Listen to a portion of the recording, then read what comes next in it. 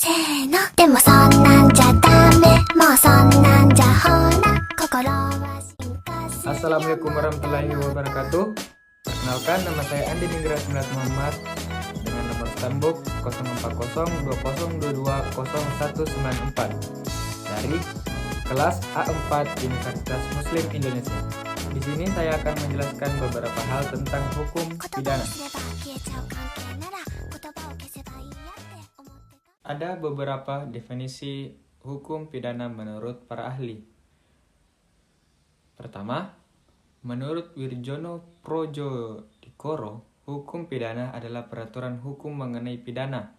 Pidana diartikan sebagai hal yang dipidanakan, yaitu oleh instansi yang berkuasa dilimpahkan kepada seorang oknum sebagai hal yang tidak enak dirasakan dan juga hal yang tidak sehari-hari dilimpahkan. Kedua, menurut Muljatno, hukum pidana adalah sebagian daripada keseluruhan hukum yang berlaku di suatu negara, yang mengadakan dasar-dasar aturan-aturan untuk menentukan perbuatan-perbuatan mana yang tidak boleh dilakukan, yang dilarang, dengan disertai ancaman atau sanksi yang berupa pidana tertentu bagi barang siapa melanggar larangan tersebut. Berikutnya, menentukan kapan dan dalam hal-hal apa mereka yang telah melanggar larangan-larangan tersebut dapat dikenakan atau dijatuhi pidana sebagaimana yang diancamkan. Menentukan dengan cara bagaimana pengenaan pidana itu dapat dilaksanakan apabila ada orang yang disangka telah melanggar larangan tersebut.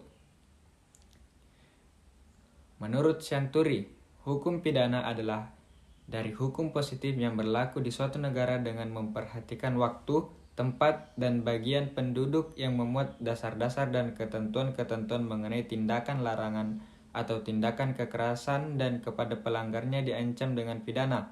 Menentukan pula bagaimana dalam hal apa pelaku pelanggaran tersebut dipertanggungjawabkan serta ketentuan-ketentuan mengenai hal dan cara menyelidiki, penuntutan, penjatuhan pidana, dan pelaksanaan pidana demi tegaknya hukum yang bertitik berat kepada keadilan. Perumusan hukum pidana mencakup juga hukum pidana adat yang bertujuan mengadakan keseimbangan di antara berbagai kepentingan atau keadilan. Menurut Simon, hukum pidana adalah kesemuanya perintah-perintah dan larangan-larangan yang diadakan oleh negara dan yang diancam dengan suatu nestapa atau pidana. Barang siapa yang tidak menaati kesemuanya aturan-aturan yang menentukan syarat-syarat bagi akibat hukum itu dan kesemuanya aturan itu untuk mengadakan atau menjatuhi dan menjalankan pidana tersebut.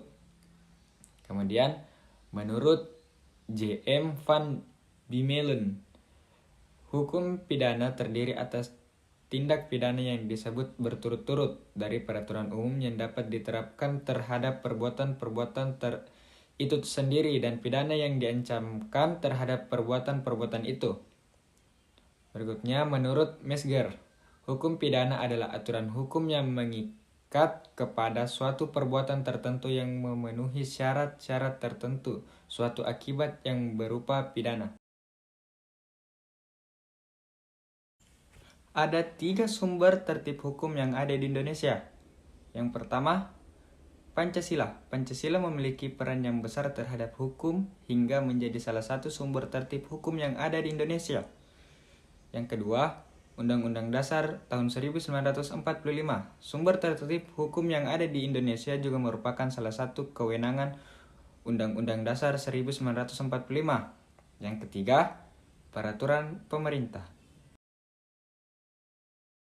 Ruang lingkup hukum pidana yang luas meliputi hukum pidana material atau substantif dan hukum pidana formil atau hukum acara pidana.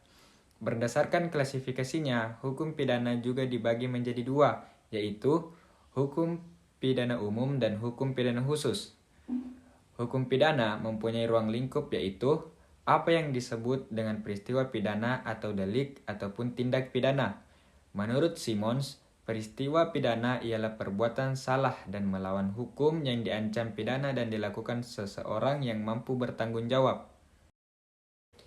Istilah tindak pidana sebagai terjemahan Stark-Barreveld adalah diperkenalkan oleh pihak pemerintah yaitu Departemen Kehakiman. Istilah ini banyak dipergunakan dalam Undang-Undang Tindak Pidana Khusus, misalnya Undang-Undang Tindak Pidana Korupsi, Undang-Undang Tindak Pidana Narkotika, dan Undang-Undang Tindak Pidana Perdagangan Orang dan lain-lain. Menurut E.Y. Kanter dan S.R. Sianturi, unsur-unsur tindak pidana adalah 1. Subjek, 2. Kesalahan, 3. Bersifat melawan hukum, 4. Suatu tindakan yang dilarang atau diharuskan oleh pidana, 5. Waktu, tempat, dan keadaan. Jenis-jenis tindak pidana. Pertama, delik kejahatan dan delik pelanggaran. 2. Delik material dan delik formil. 3. Delik komisi dan delik omisi. 4. Delik dolus dan delik culpa. 5. Delik biasa dan delik aduan. 6. Delik yang berdiri sendiri dan delik berlanjut. 7. Delik selesai dan delik yang diteruskan. 8. Delik tunggal dan delik berangkai. 9. Delik sederhana dan delik berkualifikasi atau delik privilege. 10. Delik politik dan delik komun atau umum. 11. Delik propia dan delik komun.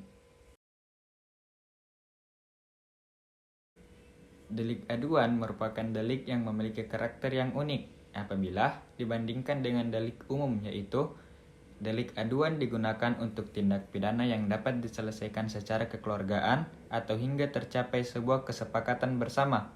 Aduan hanya dapat dilakukan oleh orang tertentu, dalam hal ini korban. Terima kasih.